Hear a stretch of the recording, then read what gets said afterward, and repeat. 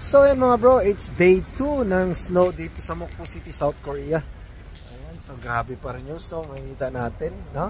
Pero napansin ko na may papakita ko sa inyo, ito, maliliit ka na nilalagay ni Ajima kanina. Ayan, ito.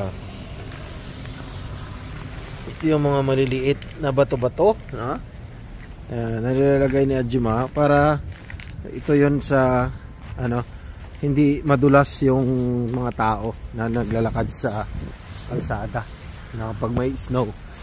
So dito wala, pero doon sa sidewalk, kasi ito sa car to na, pero doon sa sidewalk na makikita natin na para yung mga tao na naglalakad ay hindi madulas, dahil kadalasan pag may snow talagang sobrang dulas ng sidewalk. Ayan, so galing talaga, no? So lahat ng mga dangerous, like mga mapapanganib na katulad nito, sobrang ito kaya nilalagyan ng mga ganong mga bato-bato na maliliit para hindi madulas. So I mean, ginagawa ng paraan ba, ginagawan talaga ng paraan na para maiwas sa disgrasya yung mga tao.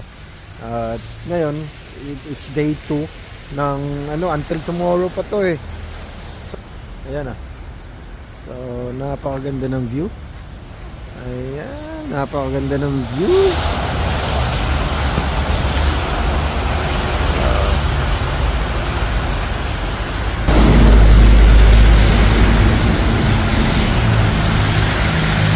Si Haring Araw halos hindi hindi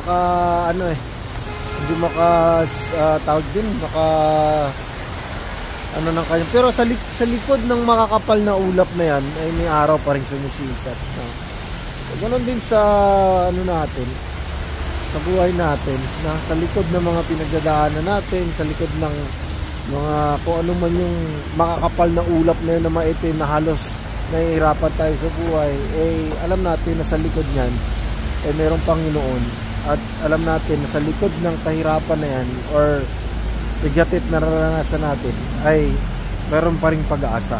So ano lang, huwag lang tayong bibitiw sa Panginoon, lagi tayong humawak sa Kanya, sa mga pangako niya na kahit anong mangyari, He is not going to leave us nor forsake us. At yung mga tao na naniniwala sa Panginoon alam nila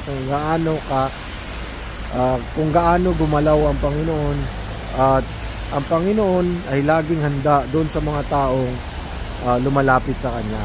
So anyway, ganyan. So day 3, so grabe, sobrang lamig pa rin. So napaka exciting at napaka din sa feeling na mayroong snow, kasi after this maybe wala nang snow siguro. So anyway, once again, this is Super Romel, and God bless everyone.